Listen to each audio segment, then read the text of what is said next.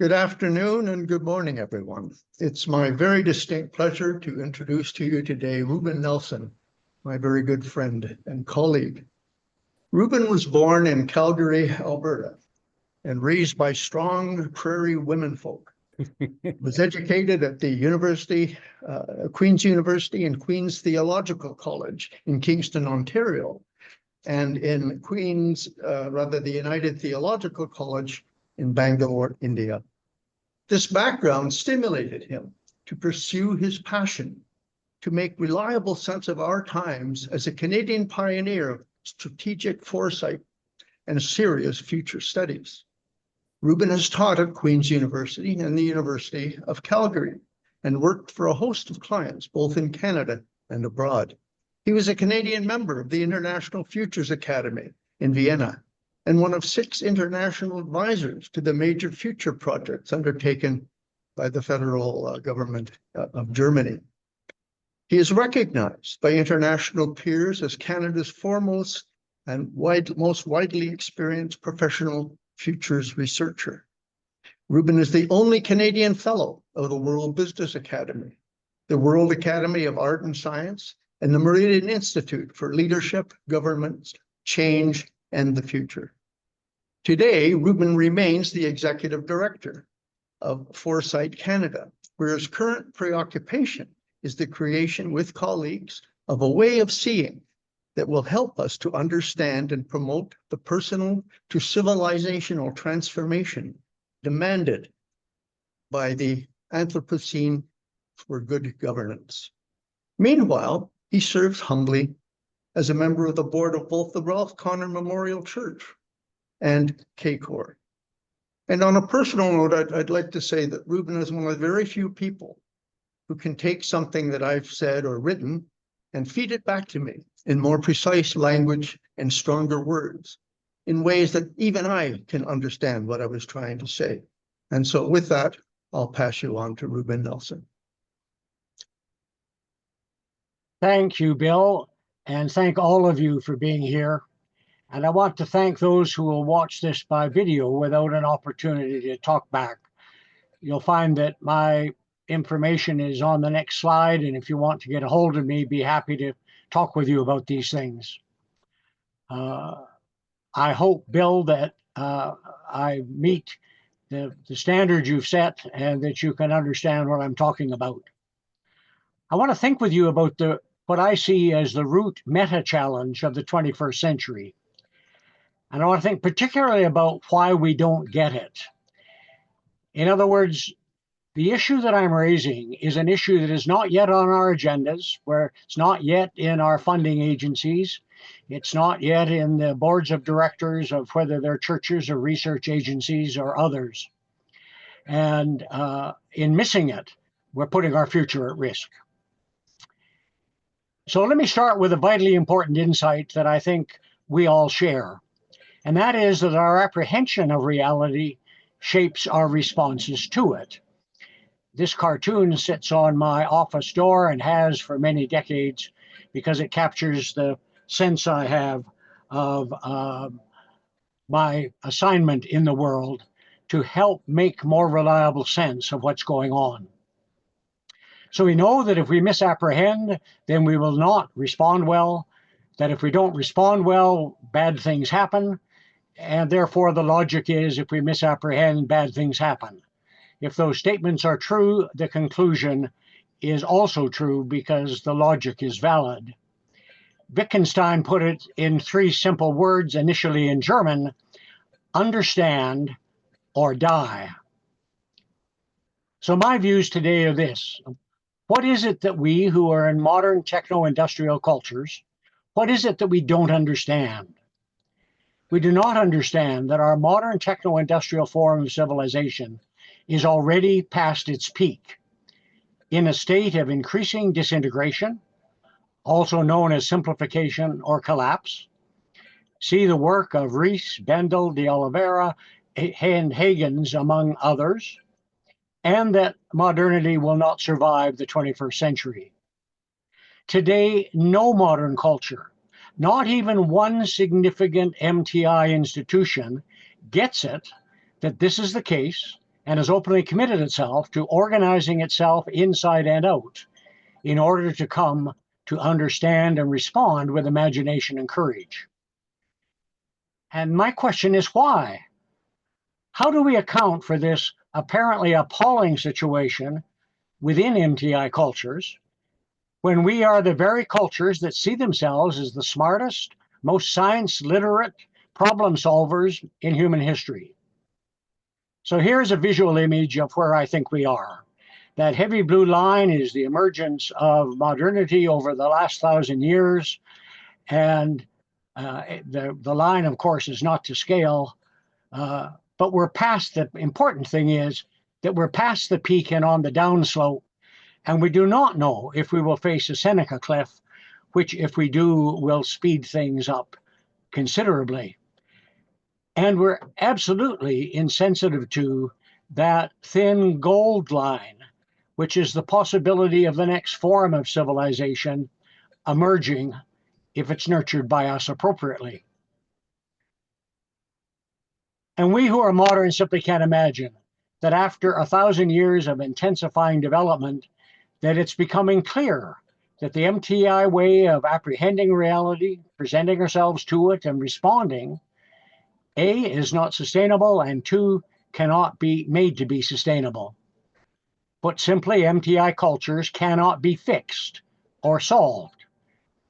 Therefore, our only hope is to learn what it will take for us as MTI persons, families, communities, and jurisdictions to transcend our formation as MTI by consciously cooperating with our own evolution at every scale, and this on the basis of a new apprehension of and responses to reality.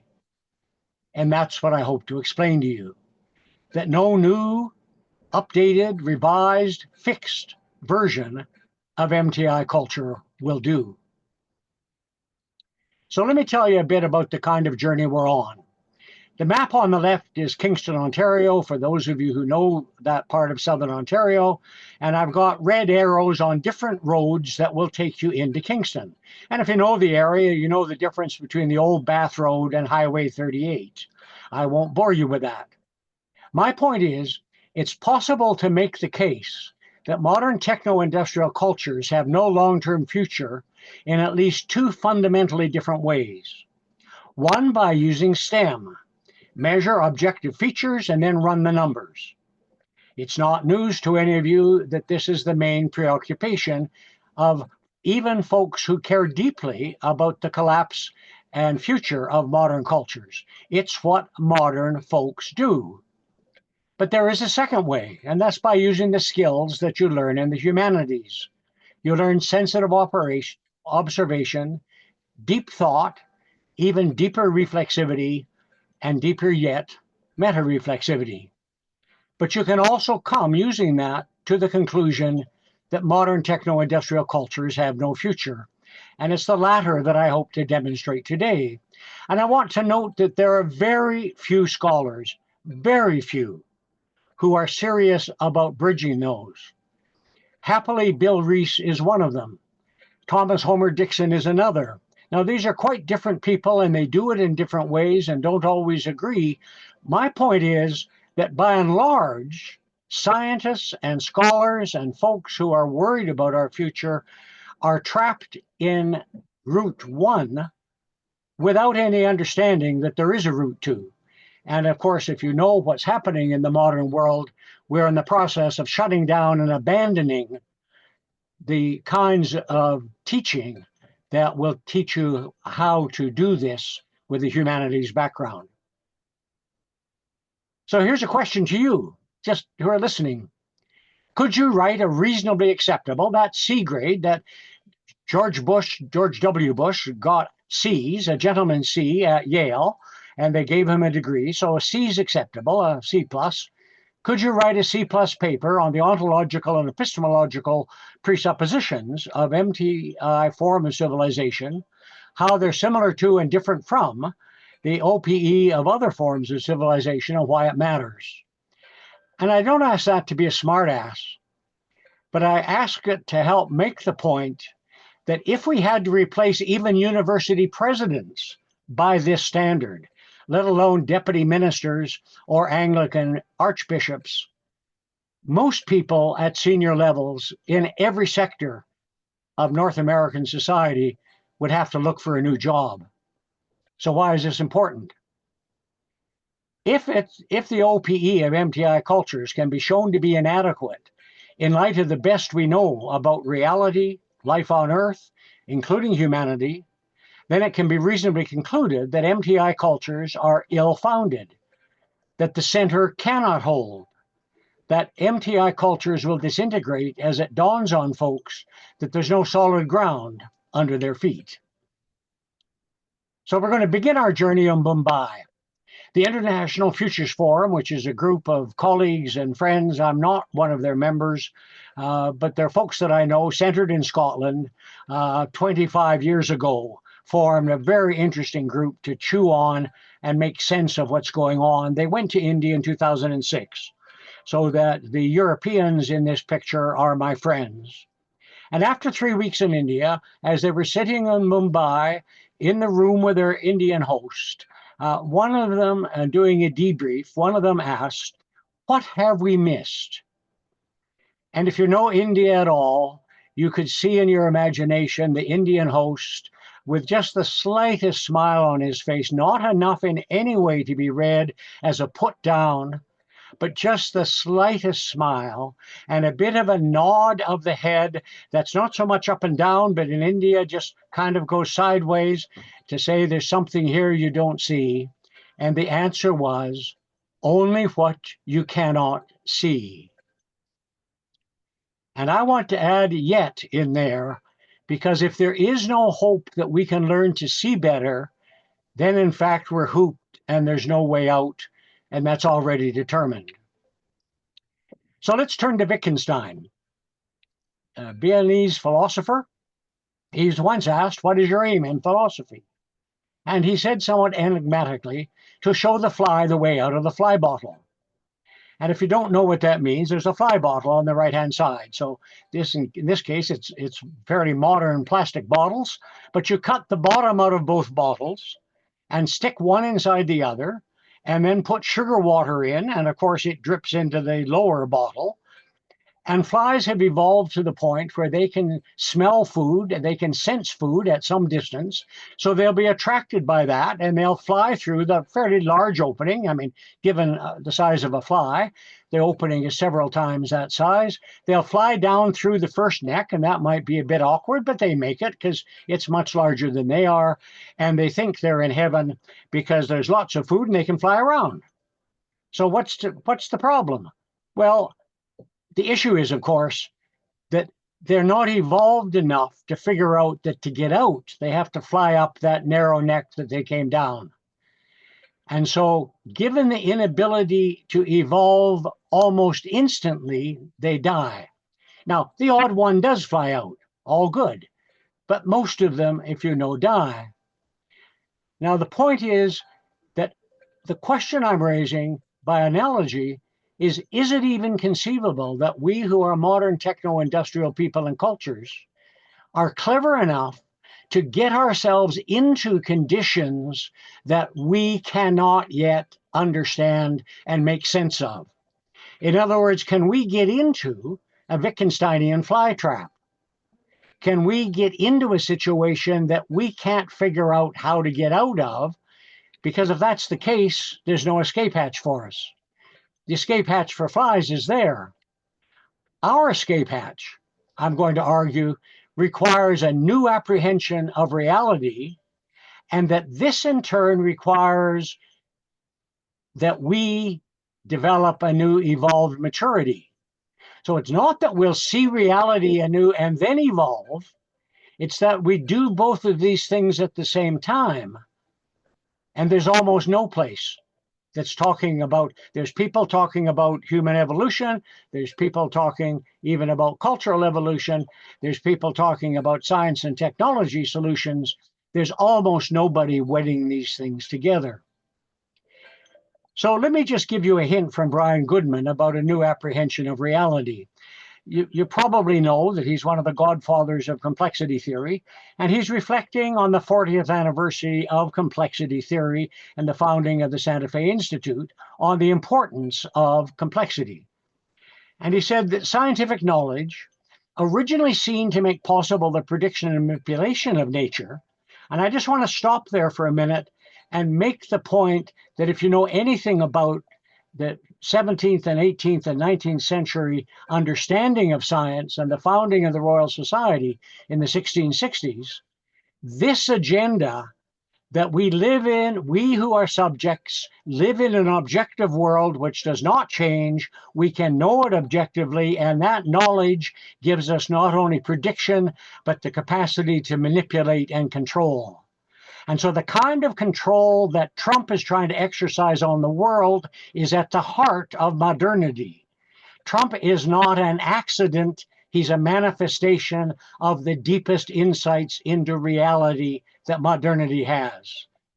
Acknowledged here by Brian Goodwin. And Goodwin is saying, if we actually pay attention to the best science now, it appears to be pointing us towards a new relationship with the natural world based on sensitive observation and participation rather than control.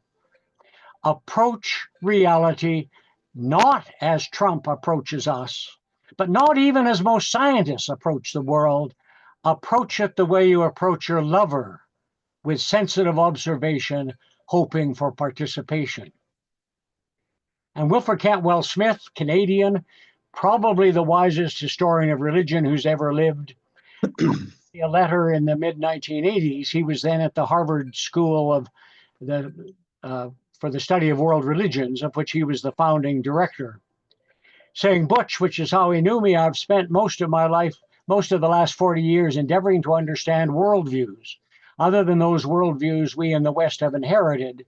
And in the last several years, I've been particularly concerned with the question of what's even involved in the endeavor to understand and help others understand an outlook different from the one already has. One of the conclusions to which I have come is that in order to understand a different view, especially if it be radically different and or profound, comprehensive, humane, one must oneself become a different sort of person. So Wilf is saying, and he literally said it to people who wanted to study with him, if you expect to be a scholar in this place, you will give me no less than 7 years of your time, and you will be prepared and show me in conversation and in other ways that you're the kind of person that is open to your own evolution. If you do not meet those standards, don't even bother applying. And of course, our modern cultures push back because we're deeply committed, mindlessly, heartlessly committed to being MTI. We're good to go. Yeah, we know we're troubled, but we're good to go. We're not only the best way of living developed to date, we're the best possible way. MTI cultures are the best problem solvers ever seen in history. These sentences I'm reading to you are strewn through the literature today. They've been in the literature since at least the 1800s. Science-enabled technologies and free markets are the key. Given their track record, we must dance with the ones who brung you, to use a phrase of one of Canada's prime ministers from the 1980s. Any decent human future will be an improved version of MTI. Those who say otherwise are spreading fake news. Those who cry wolf can be safely ignored. Let's get back to problem solving and creating our preferred futures. And one of the ironies is that virtually the whole of the global futures business, now a multi-billion-dollar business, is devoted to that. What people want from future studies is a way to finesse the future and make sure they succeed in an even better MTI world, even though it's changing. The belief is that all problematic conditions can be understood and dealt with from within MTI frames of reference. And we even have a deep history story to give us comfort. That as a species, we who are Homo sapiens have faced many profound challenges and a handful of existential threats over our 350-year-long journey. Before we became modern, we were at great risk because we could not tease out the real objective truth about the earth, other species, ourselves, from the inherited cultural traditions, myths, superstitions, prejudices, and from theological suppositions and village gossip. Nor could we protect those we love from the ravages of weather and disease. However, now that we have the science of enlightenment, we can wrestle truth to the ground and own it. And with the technologies that science makes possible, we also can own the earth. Our success over the past 500 years makes it clear. Happily today, we who are MTI people and cultures know what needs to be done and have, or soon will have, the capacities, human and technological, to do it. Therefore, our core work in the 24th century is to find the leadership, political will, science-based technologies, and money which will enable us to extend our MTI ways of living and being to and even beyond the ends of the earth as we create a future which is more just, equitable, and inclusive. And this belief that we really, that the best among us know what needs to be done, if only the rest of us would line up and do it, is so deep in the literature of cultural crisis today, it makes me want to spit up. Here is just an ad for a conference held less than a year ago on global solutions. My point is, you can't get through an hour in the modern world if you're listening to TV or radio or reading stuff without the language of problems and solutions and fixing things emerging. We're going to move beyond the crisis, mobilizing change for global prosperity. And my point is that leaders in all sectors promise they are the solution to our problems. That's true for Anglican bishops. I don't pick on them particularly. I knew Ted Scott and loved the man when he was Archbishop for the Anglican Church in Canada. My point is that if you're applying for a senior position and you say openly to the committee that you are not the person to solve their problems, that interview is over. And these messages overwhelm all messages that are at odds with the official MTI story. If you're asking, why do we believe this stuff? It's because it's reinforced 1,000 times a day. 1% of the global GDP, that's about 210 trillion now, so that's 100 trillion, is explicitly devoted to reinforcing the MTI story by advertising. And that's now a global project. Why? Why is MTI context blind? Danella Meadows said in a recent, not Danella Meadows, oh, God bless me, it'll come to me, said in a recent interview with Nate Higgins that modernity is a context that is allergic to context. That modernity does not get context. We're context blind, we're reality blind. Other people use that language. And as Louise Penny said, nothing good ever came out of a blind spot.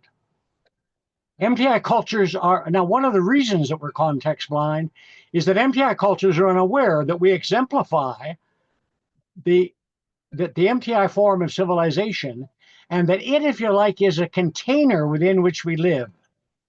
And that as of today, MTI is just one among other forms of civilization. It's just one of the containers by which we can interpret reality. Here are the good folks at Cambridge, dedicated to the study and mitigation of risks that lead to human extinction and civilizational collapse, so that you don't have to know what I think I know about these things to talk about civilizational collapse. Remember, you can get to that space through STEM, and most folks do.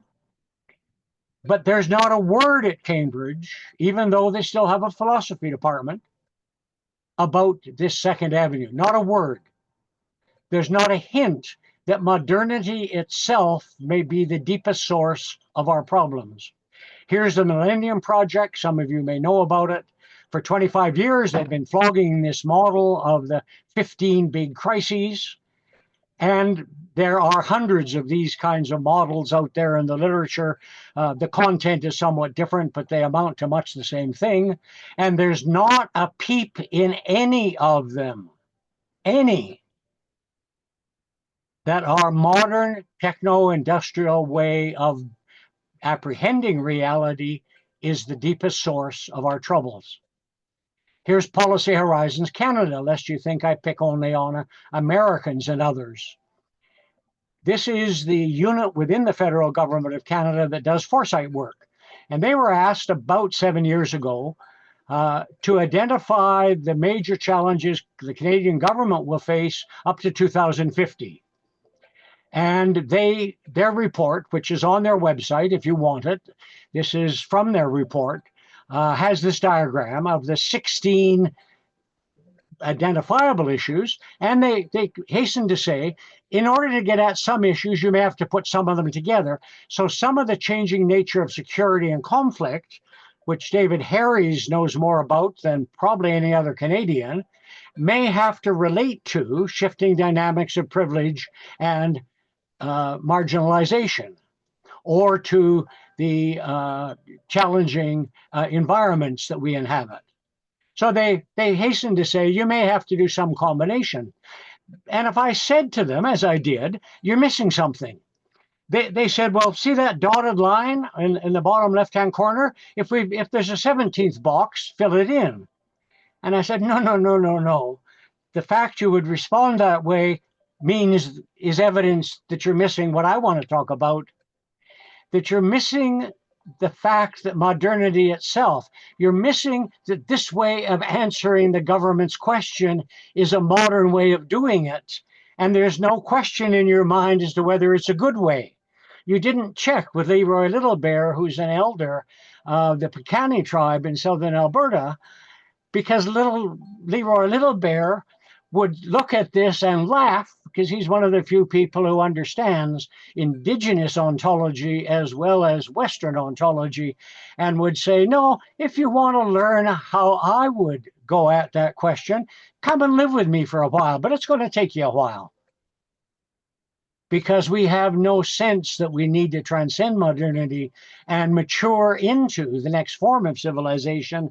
This is the issue that is not on any list of 21st century grand challenges or existential threats. Now, why is that? Well, it's because modernity does not require it. That in order to get your PhD, you have to be logical, empirical, rational, and critically minded, even if you want a PhD in sociology.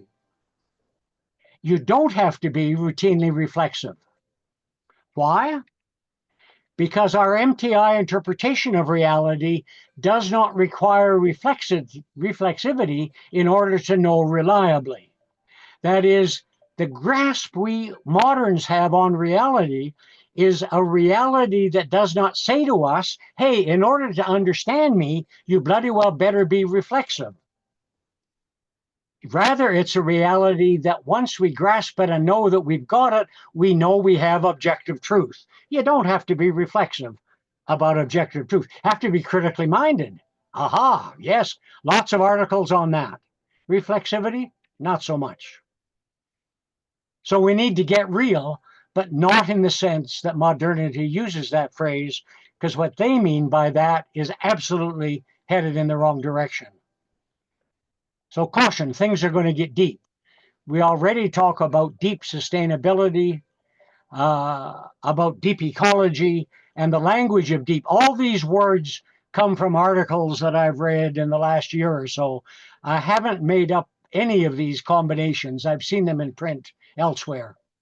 And remember, our escape hatch is a new apprehension of reality, which requires an evolved maturity. So we're going to need some mental models to do this work.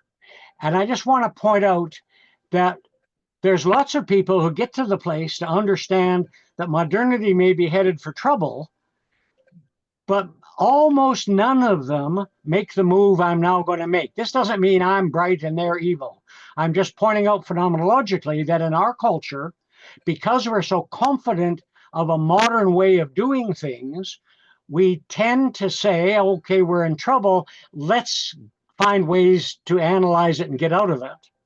Whereas I'm saying, reflexively, what are the mental models we might need in order to do this work and do it all well? And it may be that some of these mental models we don't have routinely in the literature in modernity. Well, we need at least meta perspectives on levels of generality. We're used to that. Here's Einstein in a quote that we love to make at conferences when we introduce a speaker, to say this speaker is so wise, they will give us new perspectives. And because we cannot use the same kinds or levels of thinking that got us into a mess to get us out of it. But you see, the interesting thing is, we in modern cultures cannot imagine that Einstein's quip actually applies to us.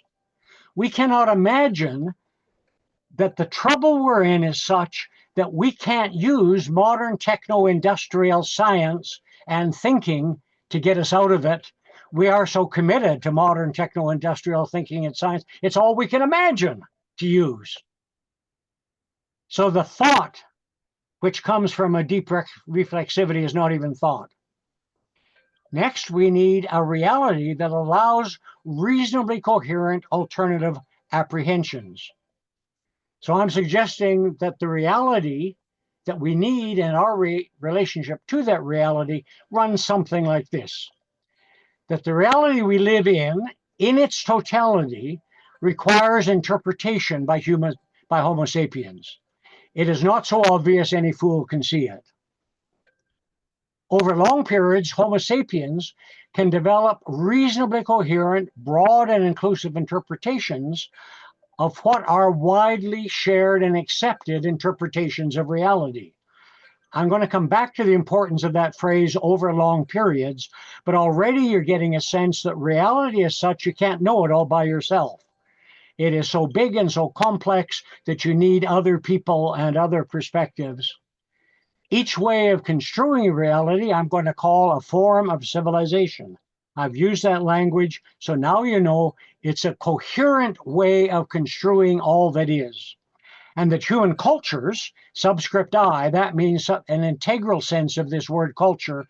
I'm using culture in a way that nothing is left out, that human beings do and are, inside or out. All human cultures exemplify one or more forms of civilization. I mean that as an empirical statement. To date, reality has been construed with extraordinary coherence, that is, by human beings over a longish period of times, into three quite different ways. So there are three quite different forms of civilization existing on the earth today, and each form is defined and constrained by its ontological and epistemological presuppositions, its OEP. So that gives us at least a step to say that let's think about these alternative forms of civilization. So here we're back to levels of generality. And what I'm saying is this thing with a red outline is a new level of generality that does not exist in modernity. We do not use the language of civilizations plural at this level. If you listen to the language of civilizations, as in there were lots of ancient civilizations we admire, civilizations is just an honorific for the next level down of things that I call cultures. Saying that we honor ancient Greek civilization and that we honor ancient Greek culture in an integral sense, so we mean everything, cognitively they're exactly the same statement. So a form of civilization is at a new level because it's recognizing, so to speak, as we look at cultures and how they're different, that to use a metaphor, some of them are vegetables and some of them are fruit. But the distinction between vegetables and fruits, that's genera. Vegetables and fruit only have forms and examples of limes and potatoes. And so we're used to this, but I'm just saying this is new. It's not out there in the literature. It's not an idea in good currency. So a civilization then is a reasonably coherent, shared human way of knowing, being, experiencing, and responding to reality and being human. The core paradigm of which is fundamentally different from the core paradigm of another form of civilization. So here are the three forms of civilization. So sociology and others talk about indigenous, settled agriculture, and modern technology. I'm saying with trying to bring some greater precision to it, that these are forms of civilization and they're containers. That's why there's a heavy white line around them and they don't overlap. Although you'll notice that the blue and the red are the ontological and epistemological underpinnings, which are critical.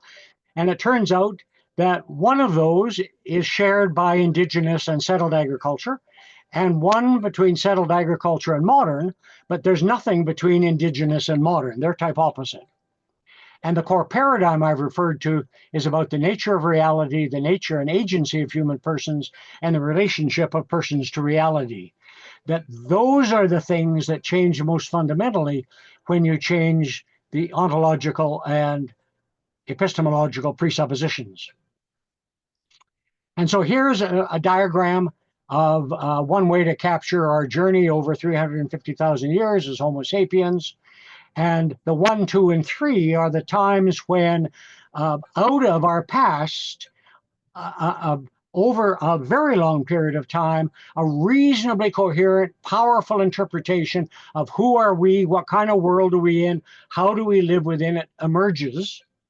And of course, now there's a growing literature that while we've been, in a sense, hunter-gatherers for 300,000 years, the literature is beginning to say, well, we actually haven't been hunter-gatherers for 300,000 years. That as we descended from our great ape ancestors, it took at least 100,000 years, and there's kind of an argument, is it 100,000 or 200,000?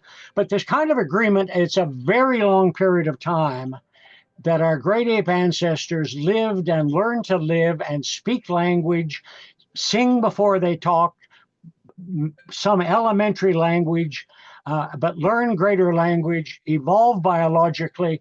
And in fact, it's only of that 350,000 years, it maybe be in the last 20% of it that you're dealing with what we would recognize as hunter-gatherer cultures.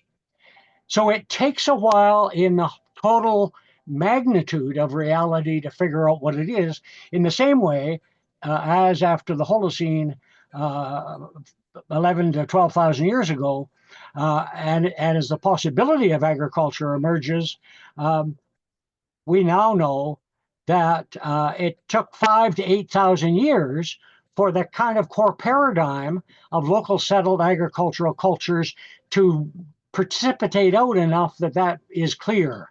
So there's this huge long period of we're neither fish nor fowl, we're learning how to do it. And of course, not everybody did it. And in 1,000 years, it turns out, so the periods are getting shorter of which we learn a fundamentally new form of civilization. From 1,000 years, we've gone from the very beginnings of modernity to today, where we're so good at it that it's increasingly evident it has no future. Although, as I've said, the official myth is still Donald Trump is peddling it, but so is every political leader in every part of the world, that we can keep this game going. Whereas the emerging voice of collapsology, mostly through science and technology, but also as minor voices in the background through the humanities, is, I'm sorry, even if you think you can run the numbers, you're wrong. So now we need a causal layered model of consciousness and culture. We're going to talk about cultures. We have to answer the question, what the hell is a culture anyway? How would we know that one is different from another? What kinds of things you have to think about? What are the bits of it? And so causal layers are simply saying we've got layers kind of like a layer cake, but they're so intimately related that if you change something in any one layer, doesn't matter which layer it is, it will eventually leak into the others, and over a long enough period of time, it will affect all the others. So these are holding these layers together, using them to make distinctions, but in theological language, we're holding them tight enough that you really can't distinguish all that much between physical stuff and consciousness. So it's the theology of incarnation, if you're interested in the theology of it. It's the theology of embodiment. and that language is developing in other ways in some of the philosophy of science. And modernity privileges this layer. It's interesting, neither of the other two forms of civilization privilege a particular layer. Modernity privileges this layer. We know that if you've done something physical, made money, made a transaction, moved a yard of dirt, put up a house, reshingle something, if you've done something that can be physically measured, that's important. When people say, for God's sake, let's stop talking and do something, you know that they're likely modern people, frustrated, but they have no idea how much they bought into the modern myth. Because we don't just do stuff, we think about things and we think things through. If you're an 8-year-old boy and your grandfather has given you a penknife and is teaching you to whittle, initially with balsa wood because it whittles easily. You're not going to start with cherry because you'll slip and cut yourself. But you learn to whittle long enough, you learn how to think about wood. You can, by the time you're 12, maybe even 10, you can tell the difference between pine and oak just by holding them, both in the weight and the feel of them. And so we learn to think about things, no matter what we're doing, whether we're learning to make love or ride horses or run a business. And thinking about stuff is built into being human. Now, if you're modern, those 2 layers are enough. The next 2 layers, we kind of know are there, but actually we give short shrift to it. It's because we privilege these layers that we commit to STEM.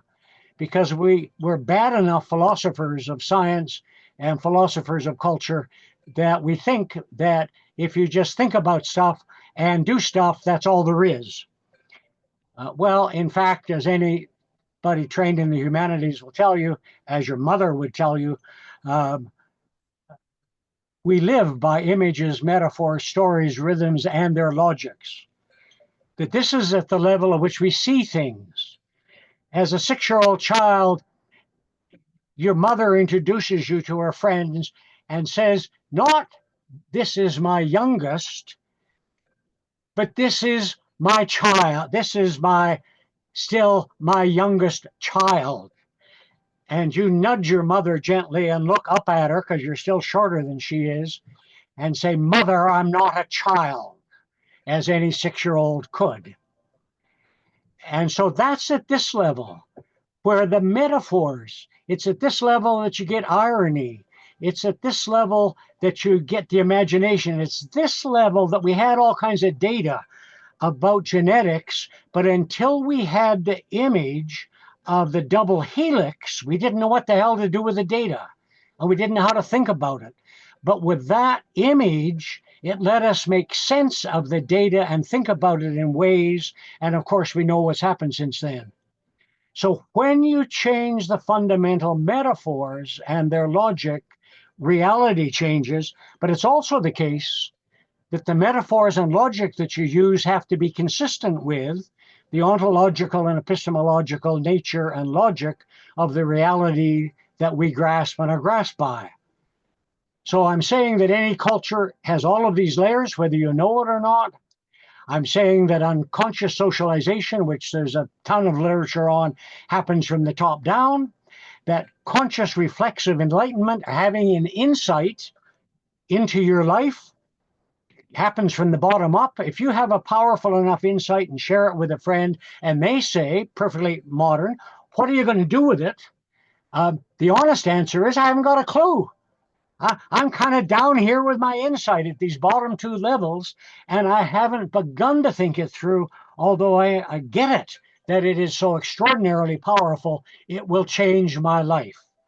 I just have no idea how. So let's put these mental models to work.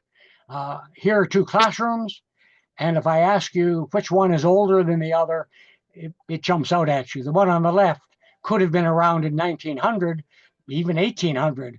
Not with those kind of desks, but with something similar, whereas the one on the right is mid to late 20th century. And if you ask the question, in each of those, how many people other than a student have to be in a classroom in order for that one student to learn? Think about it. On the left-hand side, the answer is one other person, a teacher. Because on the left, You're taught to pretend that, yes, you're in class with the whole class, but just pretend they aren't there. You don't talk across the aisle. You don't help them with their work. They don't help them. That's cheating. You pretend that they're not there, and you give your attention to the teacher, and she pretends that you're like enough each other that what she says applies to all of you, although she knows in her heart of heart that you're very different students, and you all kind of know that in many ways your deepest persona is not being touched, but that's the way modern cultures work. Whereas on the right-hand side, if you ask the question, how many people are involved, the answer is more than one. That other students are even involved, let alone a teacher. In fact, you could put all those desks together and have people in a circle.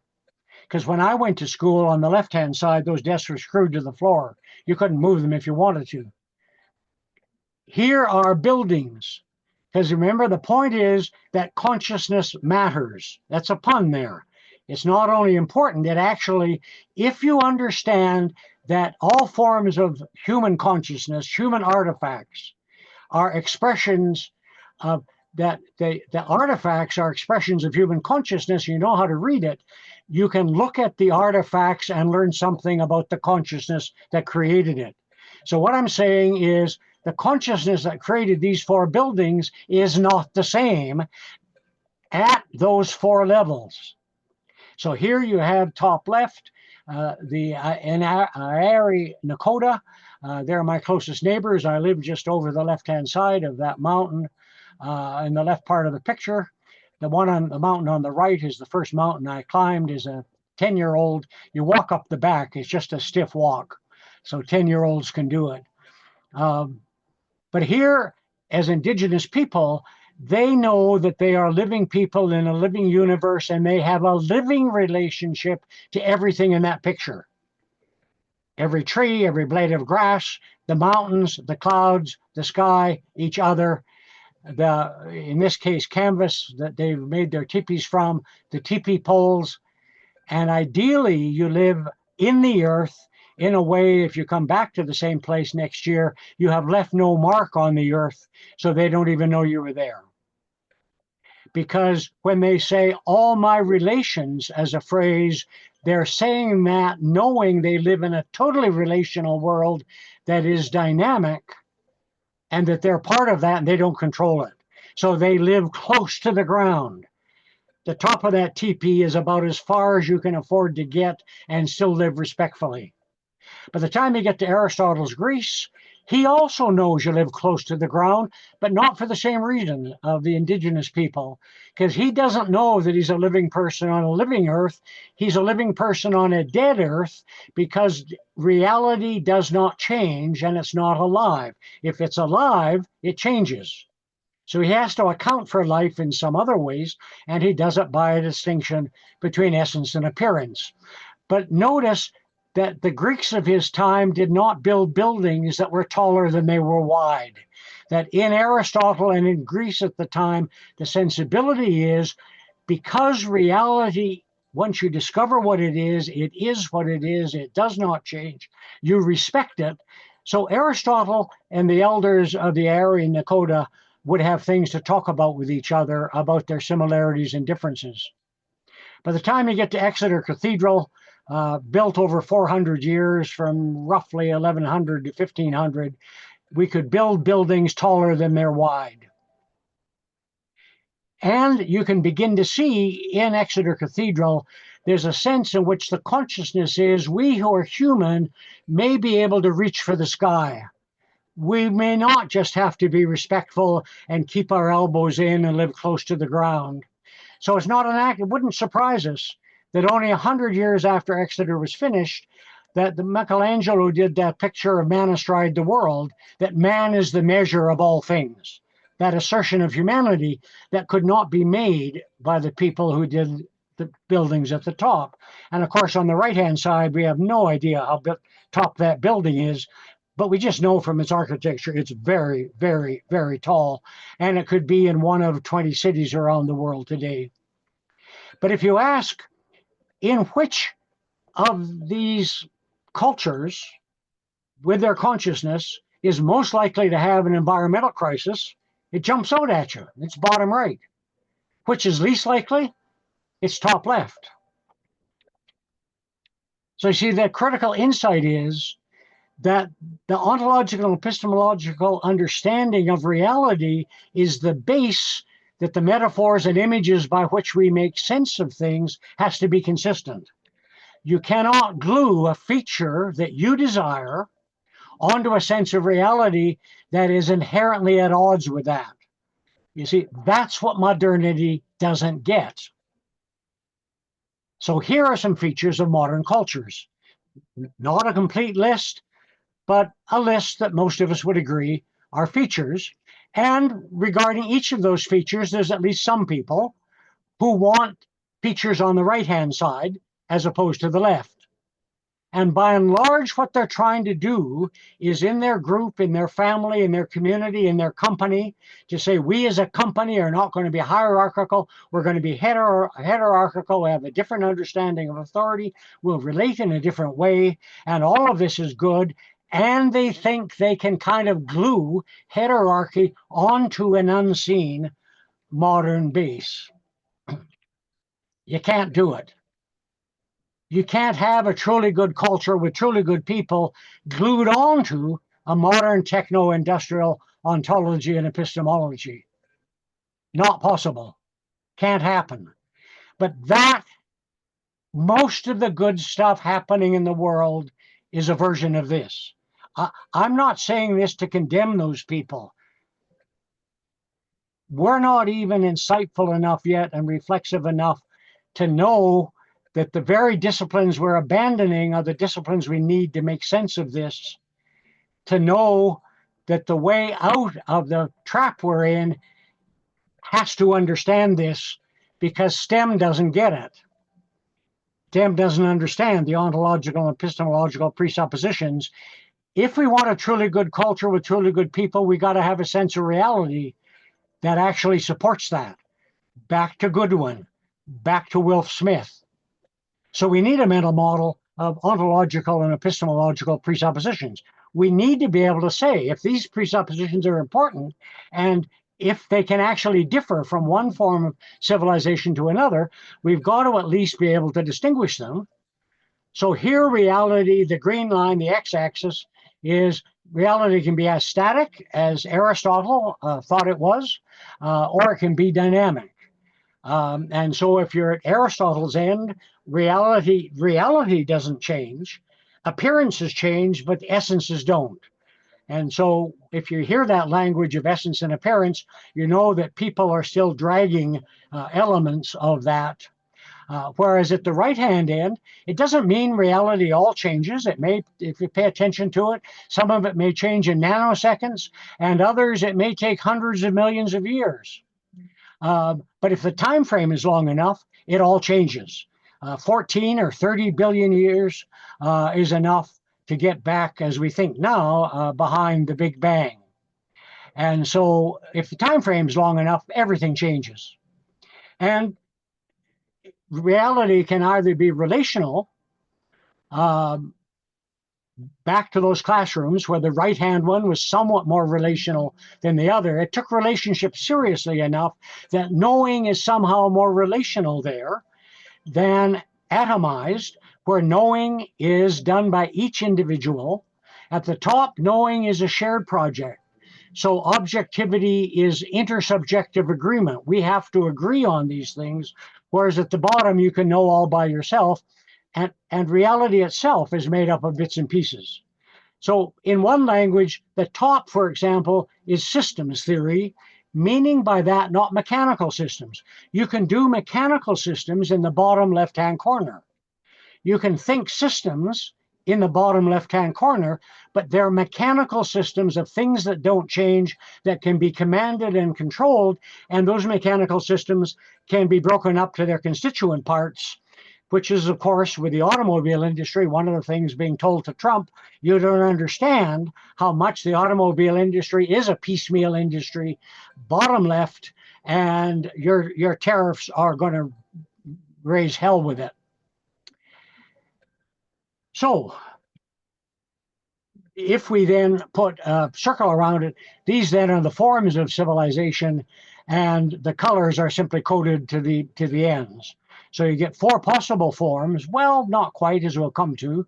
But my point is that each of those words you see and any other major category of human experience, although you want to be careful about it, you want to talk about learning rather than education, because education may not, it certainly makes sense in one of those, the modern one, whichever one that is, but it may not make sense in some of the others, although the people you're talking to, if they don't understand education and its institutions, they may understand learning. So you want to be careful with the language you use, but science can mean then, at least depending what context you're in, it'll mean 4 different things. And of course, if you're well enough trained, you understand that what Aristotle meant by science is not at all the same thing as we mean today. You know that what ancient Hebrews and even the ancient Greeks meant by religion is not what we think today. And of course, almost no one who's modern understands that, because one of those is modern. And if you can ask yourself, these kind of questions: where did we start? Which of those did permanent hierarchies first emerge in? Which one is a social contract theory required? Maybe possible in some of the others, but it may be different. Where can you do complex living systems, and so forth? So let me just, in the short time I've got, just give you a sense that if you think about it, Indigenous people are living people in a living reality. They're not on a living reality, they're in it. They're part of it. They can't control it. They have to learn to respect it and honor it in everything they do. So life is ritualized to remind them that it's as thick as those 4 layers. The teaching that people have, if you know how to listen to Indigenous teaching, is to help you get the nature of reality with the appropriate metaphor. The story conveys the metaphors and logic of the reality. And if you get that, then you can work out the rest of it for yourself. So Indigenous cultures are fundamentally saying, we're going to work from the bottom up in terms of my model of cultures.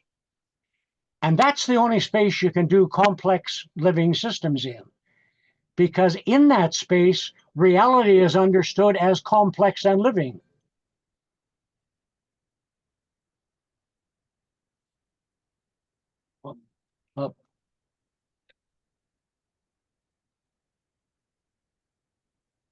Where I don't know how that happened. Huh. There we are. This transition, which they took 5,000 to 8,000 years, things are no longer complex, they're complicated. And it's important to understand the distinction, because complicated things are things which do not themselves change, and even the arrangement. So here you're dealing not with mechanical systems, but you're not dealing with living systems, you're dealing with dead biological systems. Here life is fully organic, it's relational.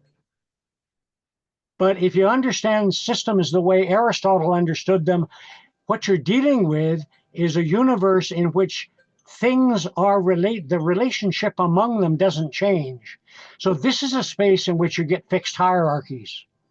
It's not an accident that in virtually every settled agriculture culture at any time in history, you end up with the spiritual leaders who understand the bottom of at the top, and then the folks who protect them, the guards, and the people who are part of that, and then below that, you get the entrepreneurs and the people who have money and power down to the peasants. And if you're in India, you can even fall at the bottom. But the thing that's interesting about India that we don't understand is that the untouchables are still part of the story. The untouchables do not fall out of their cosmos. The untouchables are still part of the organic system that is India, Whereas here in modernity, because what we've done over the last 1,000 years is essentially keep the static sense of reality and say, let's break up all those systems into their constituent parts and assume that the constituent parts are cosmically more important than wholes. So all wholes is agglomeration of constituent parts. And so persons are not persons in relationship.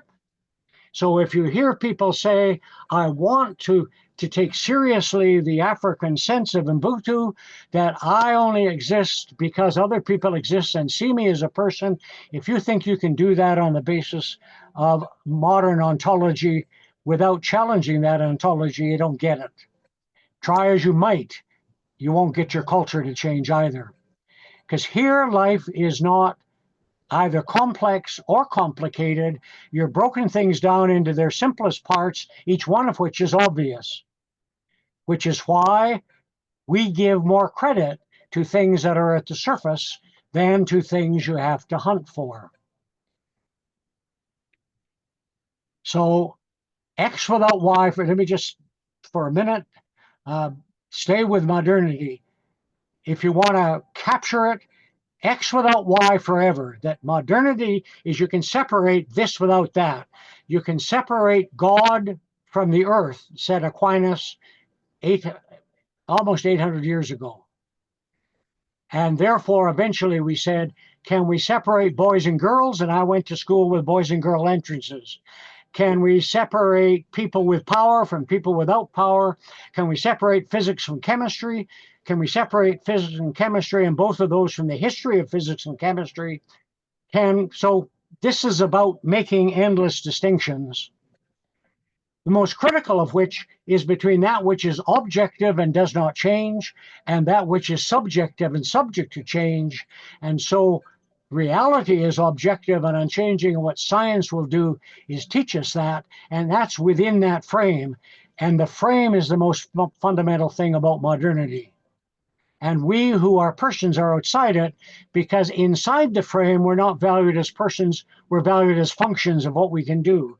And that little person who's a little bit yellow sitting in what might be a classroom or in an org chart is trying to take themselves to work when all the work, when the place at the school, all they want from you is to learn enough so you can be a good function.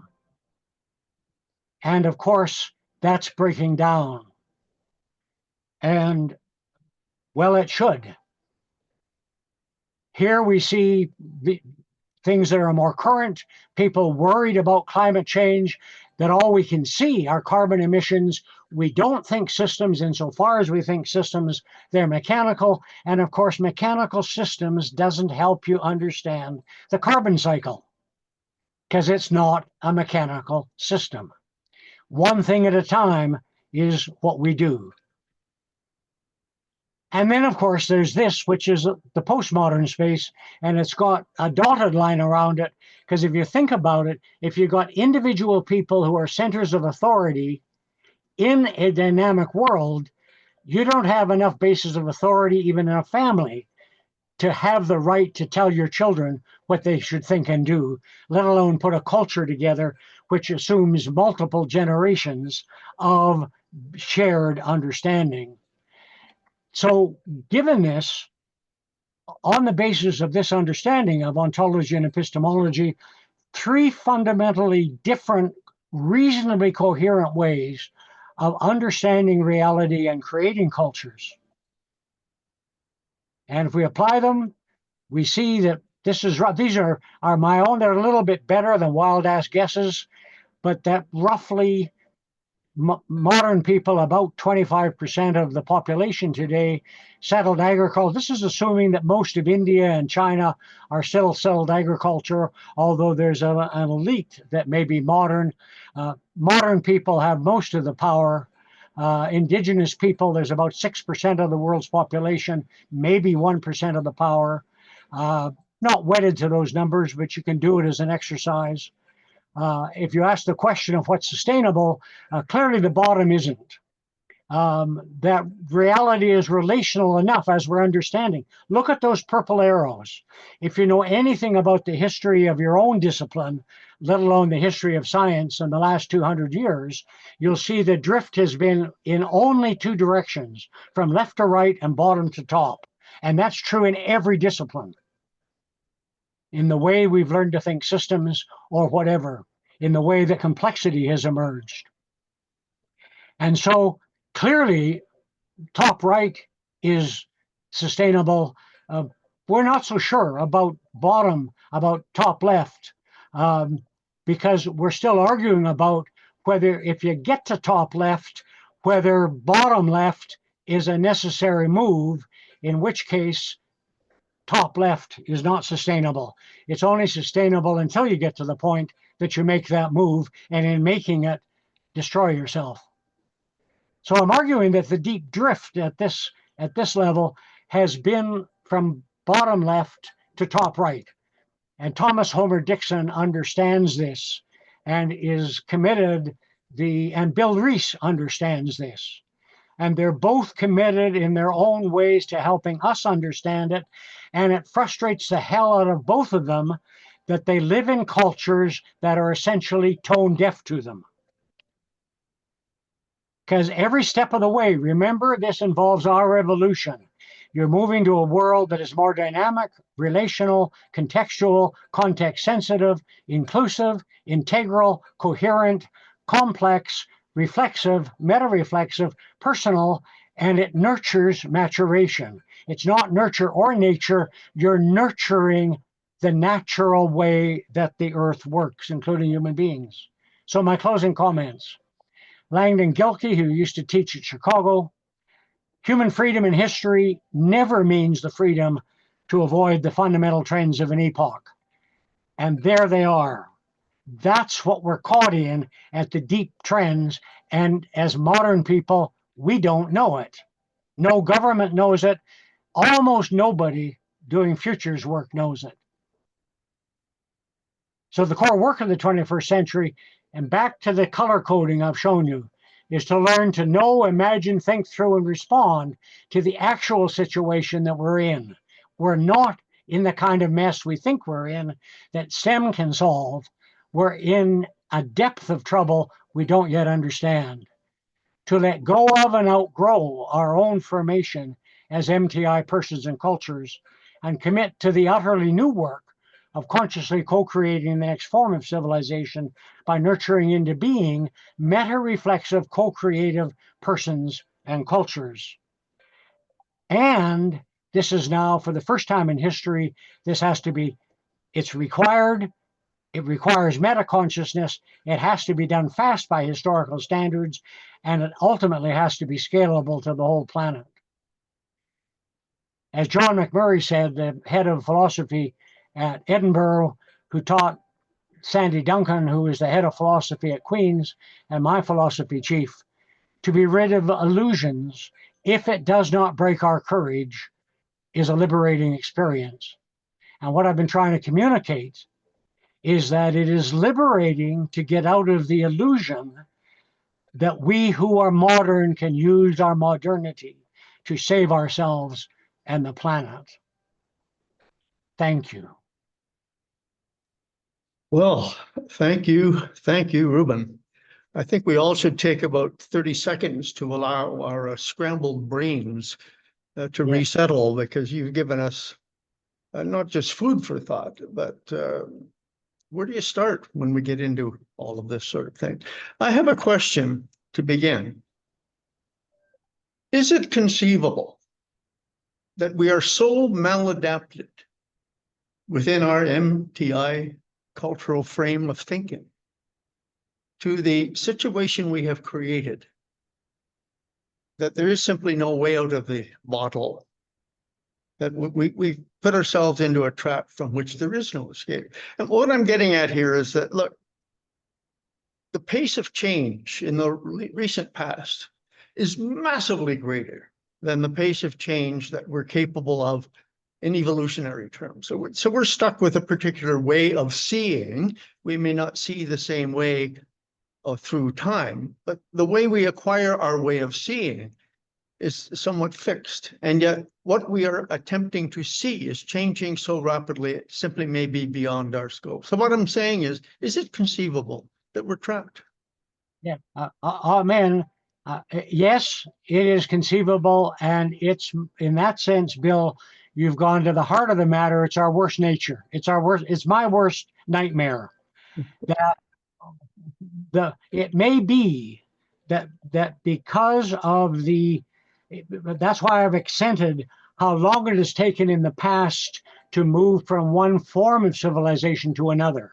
And if we're now facing that for the first time as a conscious project, to think it can be done in years or even decades, maybe even centuries, is foolish.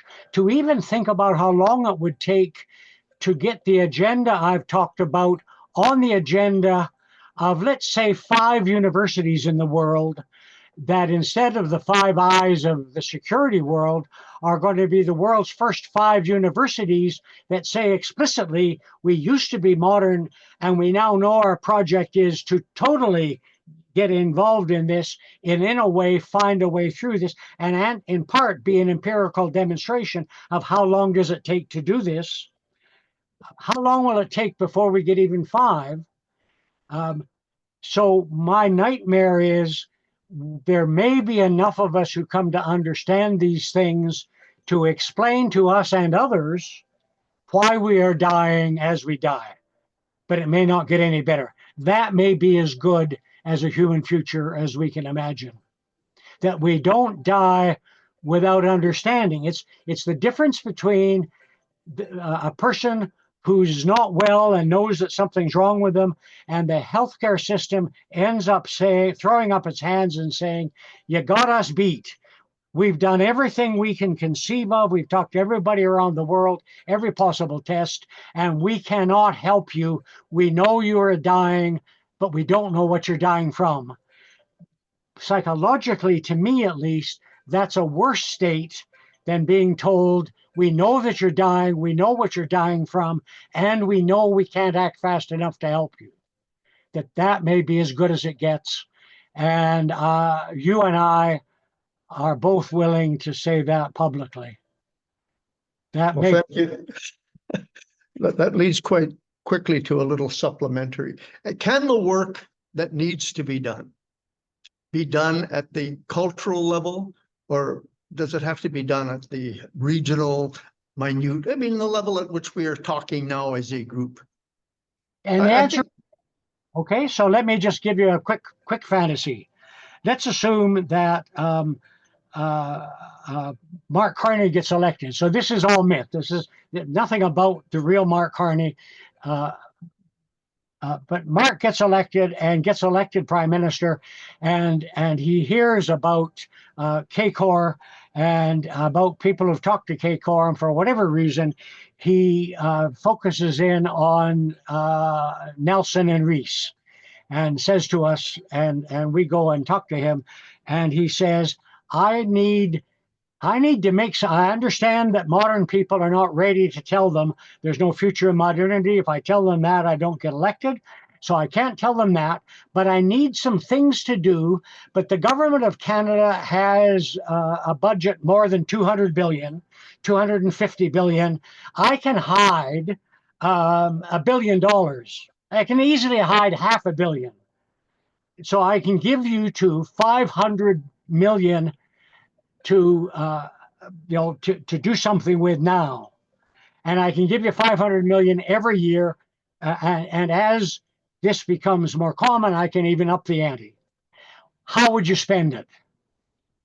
And so that's our challenge. So my answer is absolutely yes. If you learn to think at this, you learn. So I'll give you a quick answer to that. One of the things I would do, governments today, because they're modern, look, and because they do as Donald Trump does and try to treat government as a business, so that places are either cost centers or profit centers. Profit centers give you money, cost centers cost you money.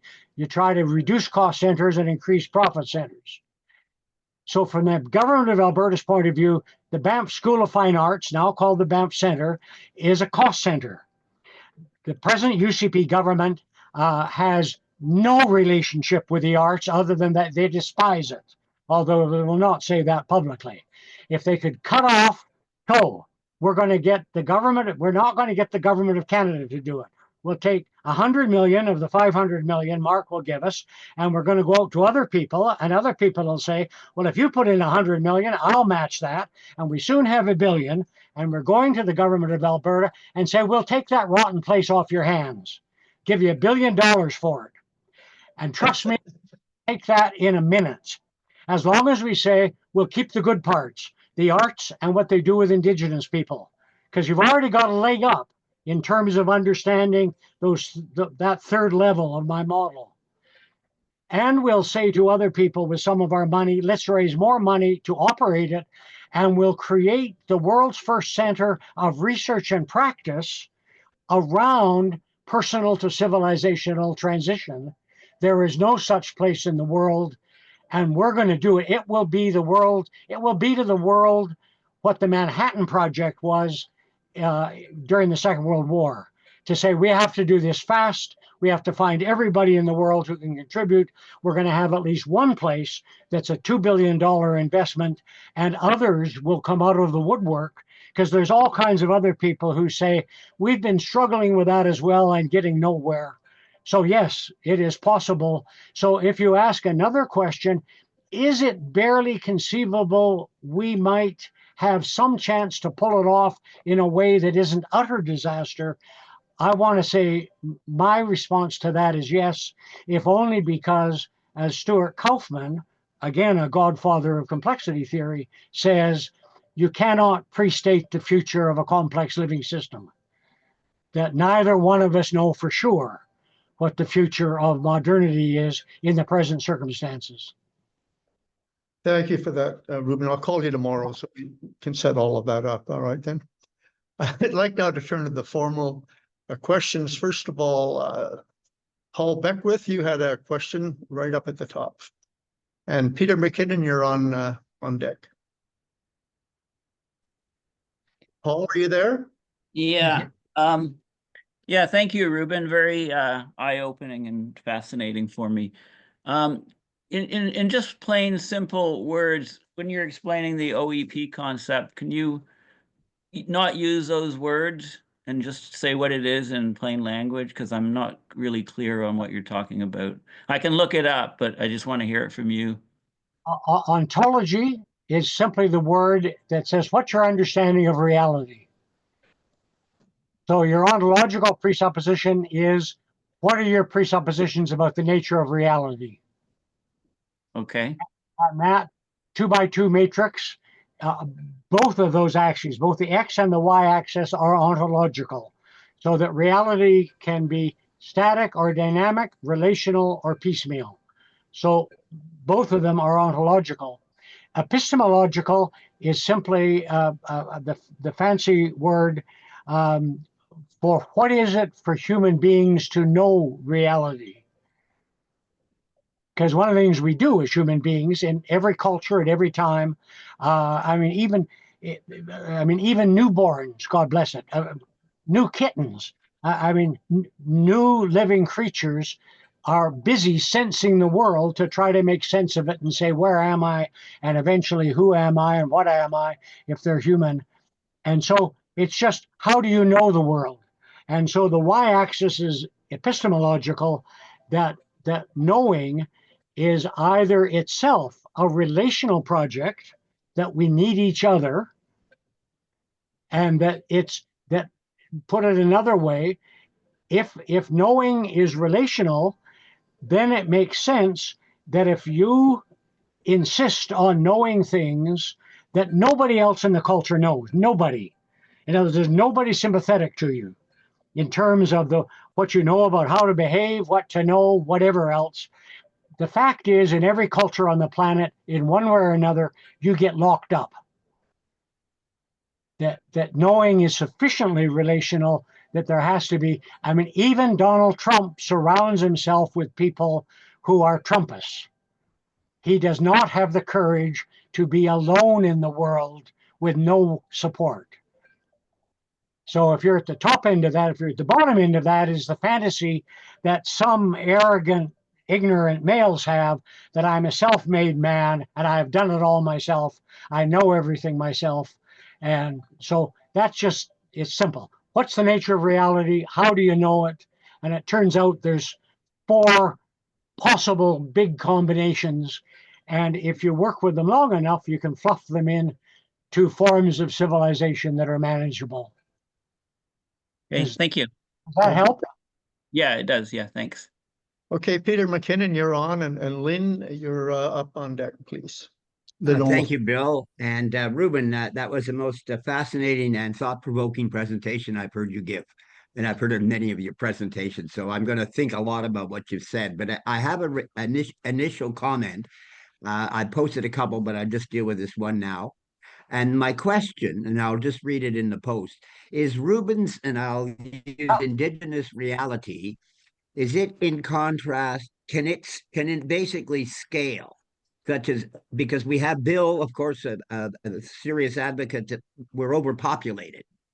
So is it possible that each of these steps we've gone through that you've described, from the indigenous cultures to the organized, our agriculture of the early days, to now this modernity, is it just do you feel it has a relationship to just scaling? I mean, I'm thinking about just because there's so many people, as we've got more and more complex. Yep.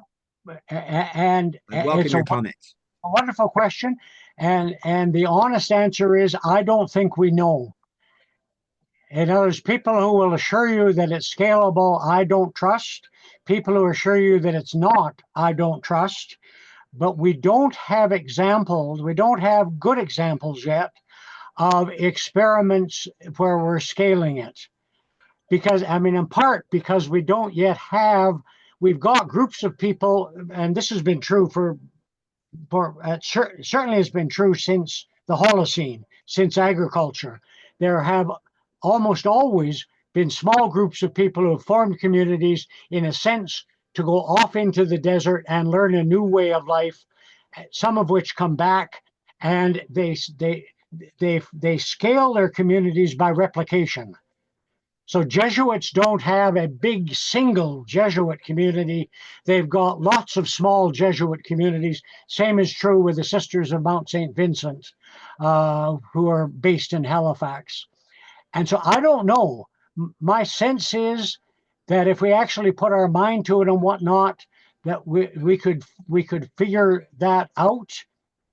But we're back to the question of, do we have enough time to do that? Do we have enough understanding and whatnot? But the scalable question is like the time question. If the time doesn't work and the scaling doesn't work, then, to use a male metaphor, I'm pissing into the wind.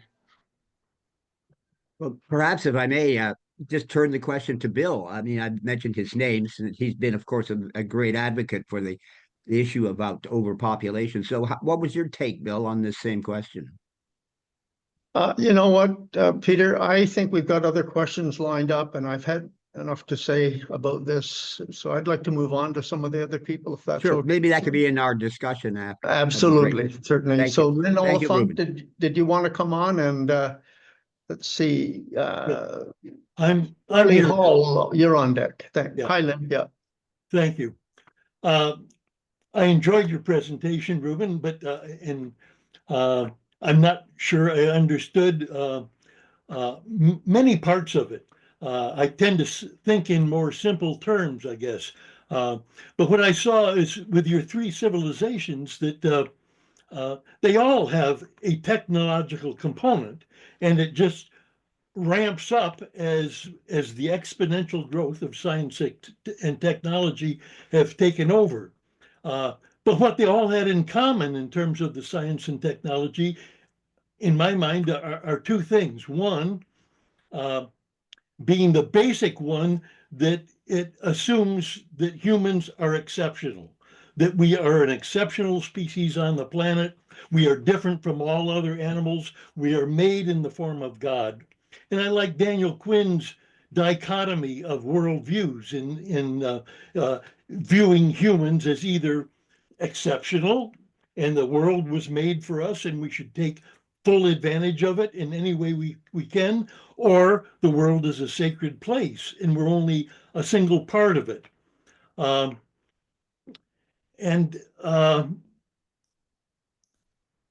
My question to you is, because I'm not a theologian, I'm an atheist, and you have a theological background, to what extent do you think current religions, or religions throughout time probably, who have usually expressed the fact that humans are an exceptional species made in the image of some supreme being or related in some way, to what extent is that at the root of our using science and technology to remove limits to growth rather than to understand how to live on this planet?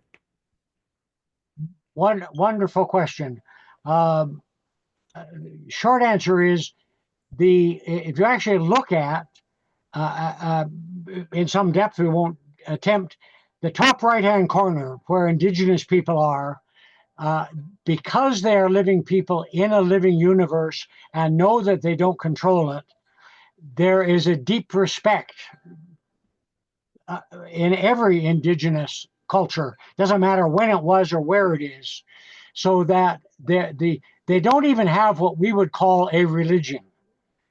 There's a sense that the earth is sacred and that they are beholden to that.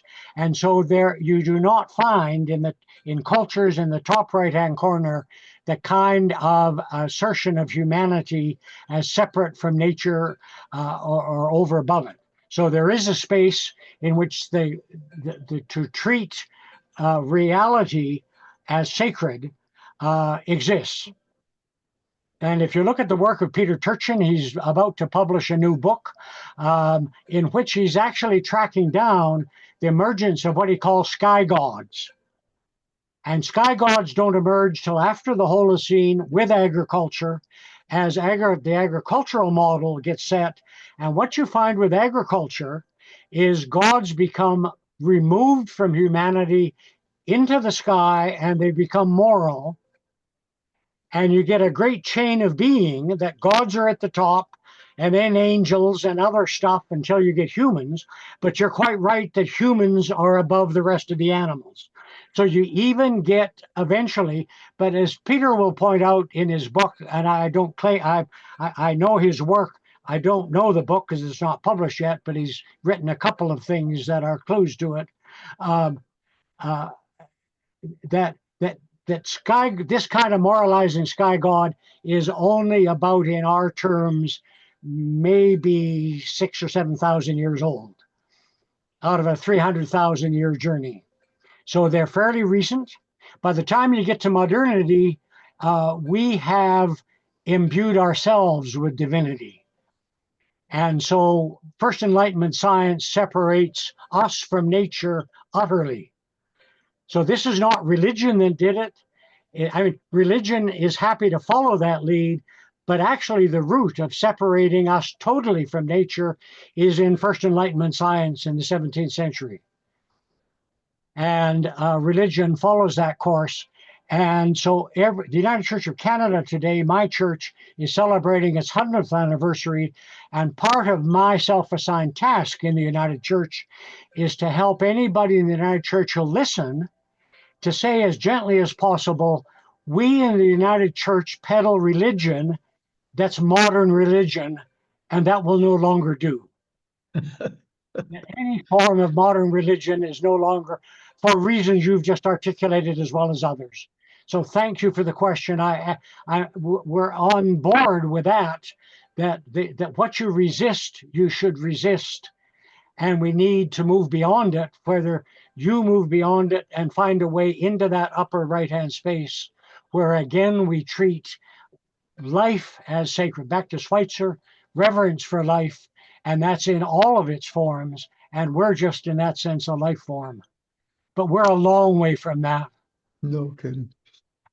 Okay, thank you very much, Ruben. We're quite close to the end of our time. I'd like to bring Charlie Hall in now if you have a question, Charlie.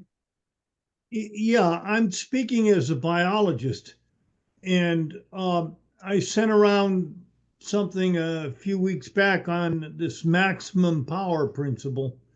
And MTI is very, very powerful.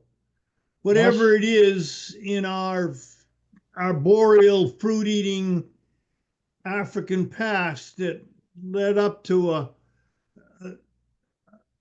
an intelligence and opposable thumbs and whatever else that has allowed us to exploit fossil fuels has given us, some of us, most of us, an enormous power relative to, let's face it, indigenous groups, other species, other sorts of things. And there's a brutal reality in natural selection. Natural selection isn't warm and fuzzy.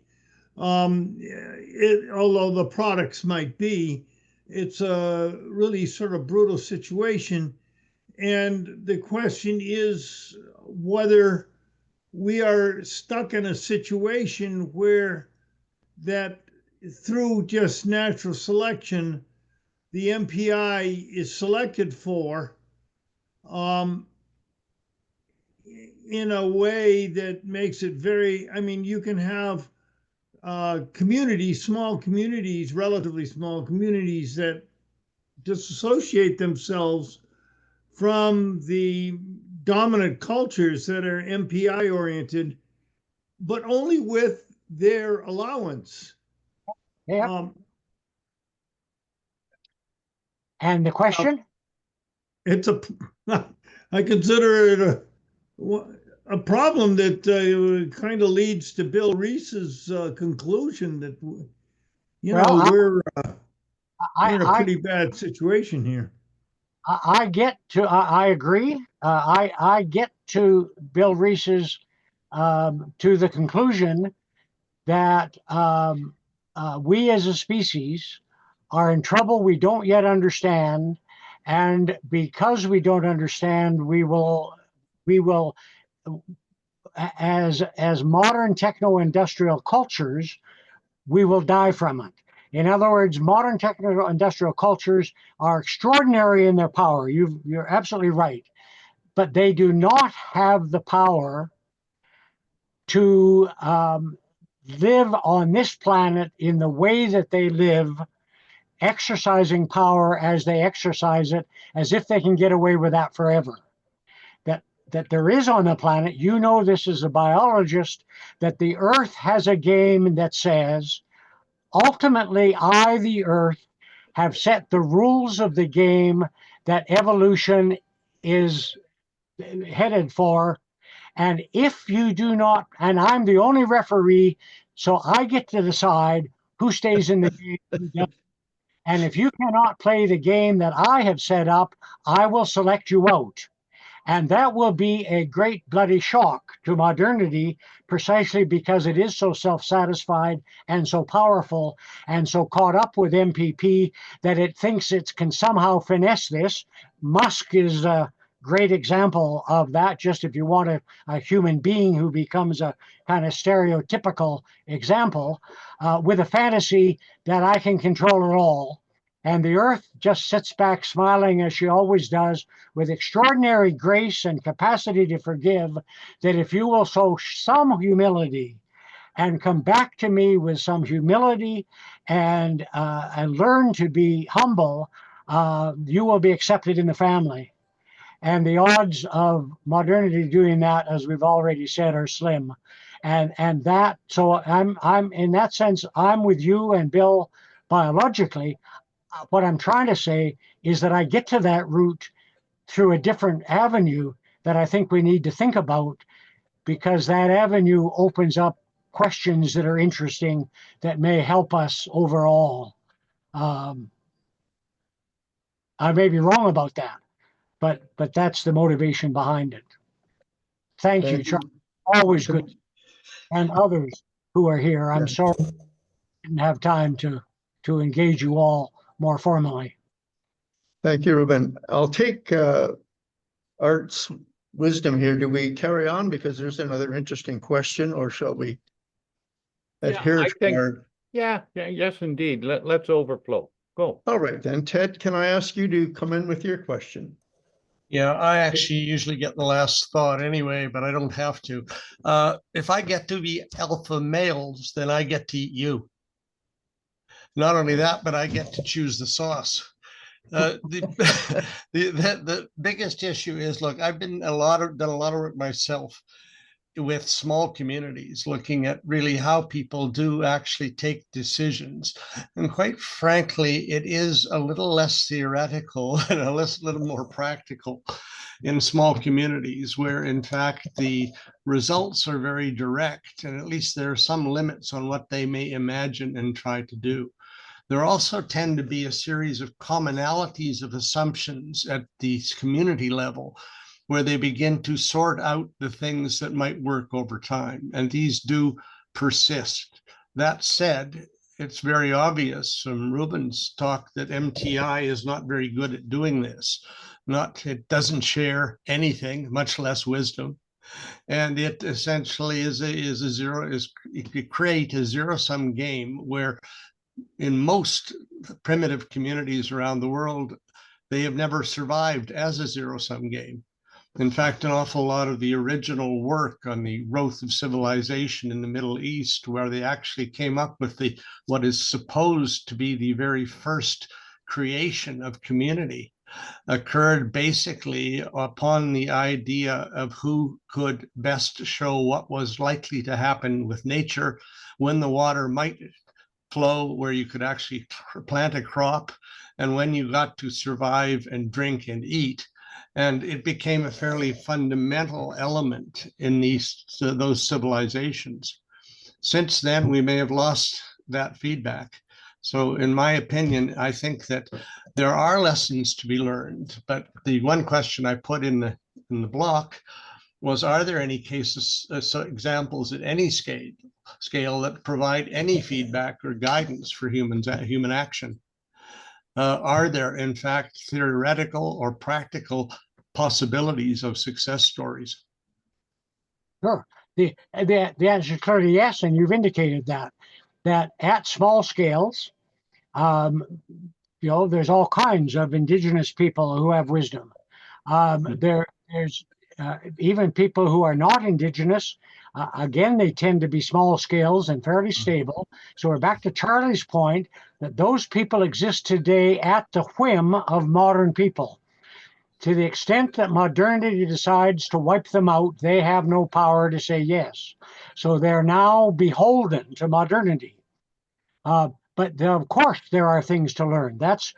And what's learned is the nature of reality, and the nature of human knowing, and the nature of human persons, and how we relate to each other. So you're right about all of that. The trouble is, over human history, modernity has emerged, now still dominated by males who don't understand any of this, don't have time for it, who are convinced that they are right, who have obligations to keep global enterprises going, and are committed to doing that. And so one of the most fundamental dynamics in India today, which if Nehru were alive, it would break his heart. Because if you read Nehru's big, thick book on the discovery of India, he tells you that one of the key features of India in his imagination is the autonomous village. And the fundamental story in India today, as we meet here, is autonomous villages are being wiped out by modern technology and modern enterprises and modern governments. The Modi government is devoted to a modern India which will destroy Nehru's India. And that story is not being told and understood. I only have a feel for it because I lived in India 60 years ago and fell in love with the place. So yes, there are places, but there are no places that yet demonstrate the insight and strategy to how do you strategize about how do we deal with the power and ignorance of modernity, which we in Canada are seeing writ large now with tariffs.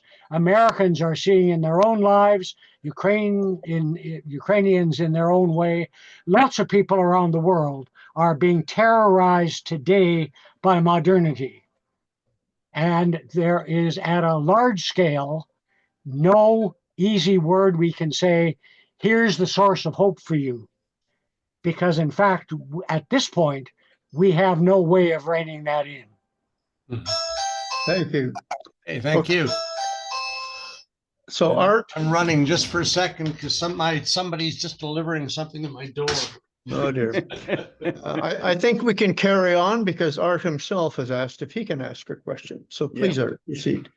Yeah, I guess one of the things that is very important to me, and I am certainly a STEM person, but I realize that the history of mathematics, which was developed by man as a means to try and understand nature, and if you go back in time to ancient China and India, etc., of course they were trying to measure angles. They were trying to come up with ways which were used to say how the stars were moving and what was really happening in nature.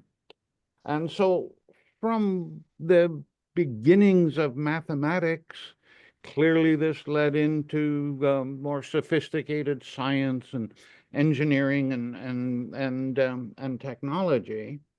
Now, it doesn't mean that whole space of nature has been filled. I think it's just a very crude approximation to the behavior of nature. And perhaps we should be looking at replacing the concept of STEM with philosophy plus science, technology, engineering, and mathematics. I mean, there is, or let me turn this into a question. Is there room for STEM within this new reality? Of course there is. We need to remember that math emerges after the Holocene in a formal way. So this is something that presupposes settlement and therefore already a shift in the understanding of reality.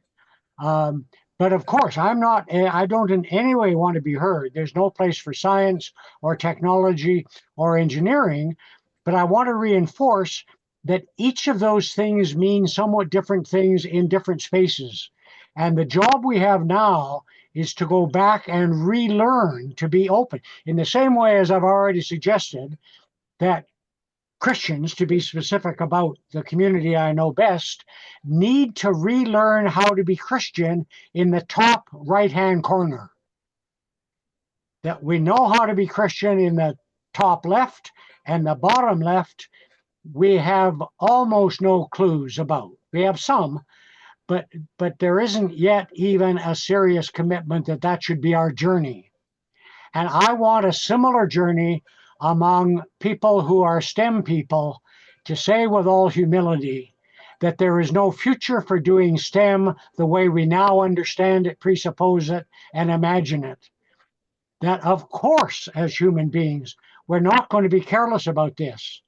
I don't want us. I mean, Charlie was here, God bless him, as a biologist. And in my mind, I think of Charlie and Stuart Kaufman when I think of contributions of biologists, and they're among my minor gods. And I'm thankful for them. I think of you when I think of STEM, and I'm thankful precisely because how open you are to conversation. So what I'm after is enough humility for all of us to say, all right, enough of this. We have some very deep learning to do, but we can do it together. We can support each other as we do this. And I mean, it would be interesting over time for CACOR to have enough of this discussion if CACOR decided that this conversation in some way was at the heart of its conversation. Ruben, I think that, oh, sorry. Anyway, there we go. I think that is just a wonderful way to wrap up this session. I can't say how much I personally appreciate it, but it's time to pass it on to Jean for some formal recognition. Thank you so very much.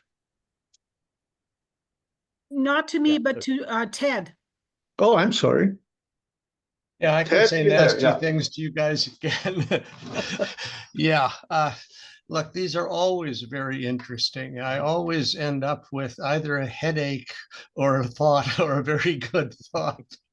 But these things are never boring. They always are challenging. And because of that, CACOR is definitely worthwhile every time. So again, I would like to thank you guys for coming again and ask you to please belong. For those of you who have not paid your memberships yet, we always like to remind you. We also like to remind you that we're doing it again next week. We're now well over 230 consecutive sessions, and we have not had any where nobody shows up. So, in fact, more and more is happening in terms of what is circulated. Please feel free to share the results of these with other people who you believe can learn from them and perhaps may respond to them. And please, when you go on to YouTube, tick the thing saying you belong, that you liked it, because that helps us as well. And over time, we may actually find a way to build a little basic benefits for our organization based on the excellent stuff. Right now, we're giving a lot of stuff away essentially free, and it's worth way more than that. So again, thank you all for coming. Each time it is interesting. Don't miss it. It's always you always learn something whether you want to or not.